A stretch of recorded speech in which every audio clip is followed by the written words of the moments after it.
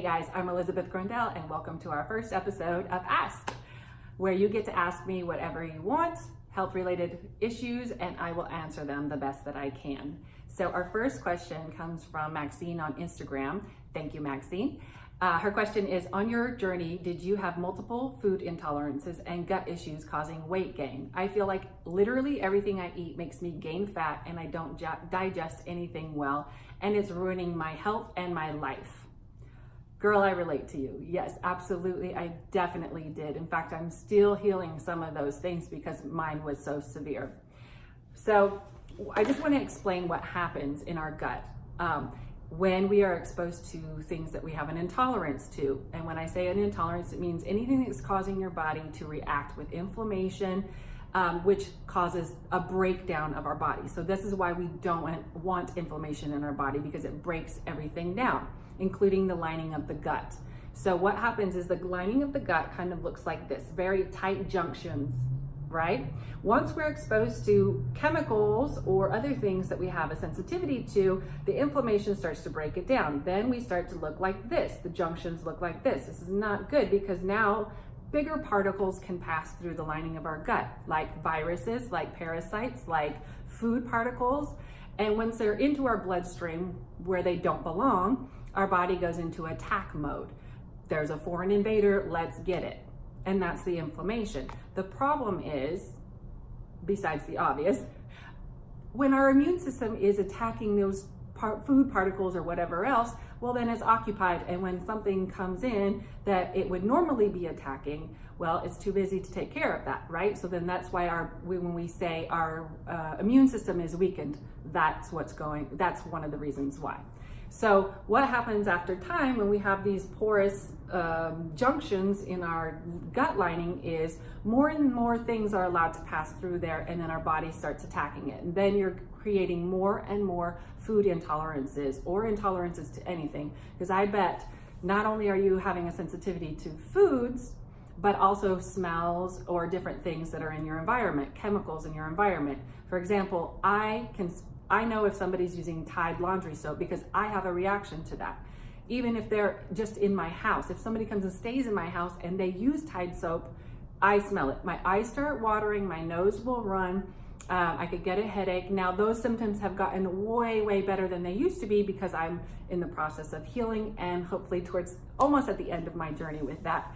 But perfumes, anything like that. So my point is, not only are you having sensitivities to foods, but most likely you're having sensitivities to all chemicals. And the things that you're having a problem most likely with in food are the chemicals. That's where it's starting. Once we break down the lining of our gut, then we're having more and more issues because now we are susceptible to them. But it starts with the chemicals. No, not one chemical is okay to be in your body. Your body is not designed to have chemicals in your body. They don't just flow right out like they like to tell us. So be aware of that when you're buying things that you're putting in your body. Chemicals. Count your chemicals, not your calories. Okay, my little tangent there. Okay, so now you know what happens in the gut when we have sensitivities and why it's a progressive thing. If you don't stop it, it's going to get worse and worse to the point where you probably won't be able to eat literally anything. So first thing you do is to remove those things that are causing the reaction.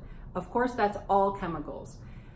Now it could be, I did a food sensitivity test at one point and like pears were on there and lettuce, things that you would normally think are going to be healthy for you, but because my gut was so broken down, I had a sensitivity to normal healthy things too on top of it. So you're first going to stop the chemicals, stop the preservatives, stop the additives, packaged food, the fast food, all that stuff, stop that immediately. And then I would recommend either doing an elimination diet, and you can Google that, it's all over the internet. Or if you're not willing to do that, because it's kind of a big undertaking, you can start with the biggest culprits, and that is gluten, that is dairy, that is eggs, and peanuts, believe it or not, have a high mold content, so they cause a lot of inflammation for most people. So remove those things to start with, and then start to see how you're feeling. After that, if you're still swelling after you're eating, anything that you put in your body, and if your belly swells out or you get gurgling or any kind of headaches or any kind of reaction symptom, that's a sign that your body doesn't like it right now, so don't have it. I don't care if it's a pear or whatever it is. If your body's reacting that way, that means don't have it right now. You can heal that and then be able to reintroduce it later, not the chemicals and not the yucky stuff, but the healthy foods. You can do that. Okay, so that's the first thing you need to do. The second thing you need to do is start to heal your gut.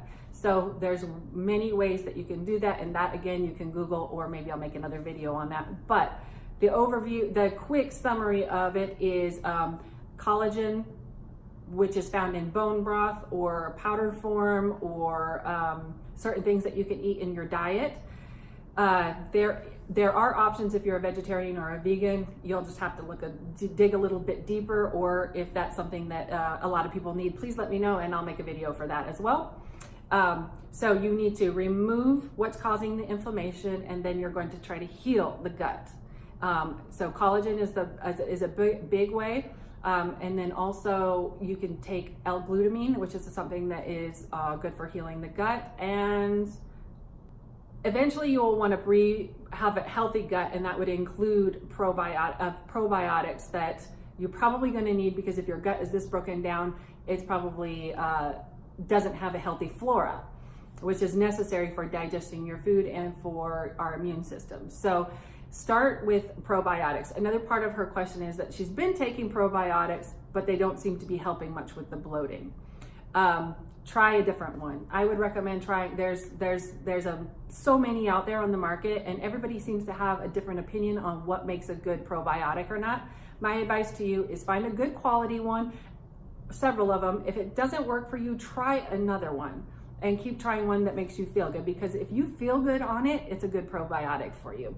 So just give it a shot, because there's different strains, there's different strengths. Give a few a try, and then see how you feel from them. She also mentions that she's taking digestive enzymes the last couple of weeks, but they don't seem to be helping either.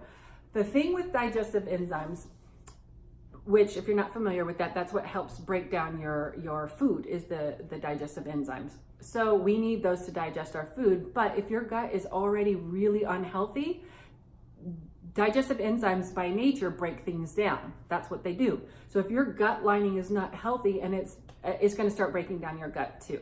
So it might irritate it, it might cause more problems, or if it doesn't seem to be helping, hold off on those for now until your gut gets a little bit healthier, okay? And as always, always eat tons and tons of vegetables. 9 cups a day is what protocol I recommend, the Terry Walls protocol. She recommends 9 cups of veggies a day, and that's a variety of them, a rainbow of them, not just one, not just greens. Get different colors, get different varieties, switch it up. A good way to try to avoid multiple intolerances is to not eat the same thing 3 days in a row, because then your body's going to start to build antibodies against whatever it is that you're eating. So you don't want to try not to eat the same thing every single day, which can sometimes be hard, but that means you can switch it up. If you're getting beans, get a different variety of beans each week, or if you're getting meat, get a different variety of meat each week. If you're getting grains, get a different type of a grain. So that's how easy it can be, just to avoid eating the same thing over and over again. Okay, guys, that's the end of our first episode. And if you want to ask me a question and get your answer, please submit it. You can put it in the comments below. You can hit me on IG, which is the Gruendell Method, or on Facebook, Elizabeth Gruendell.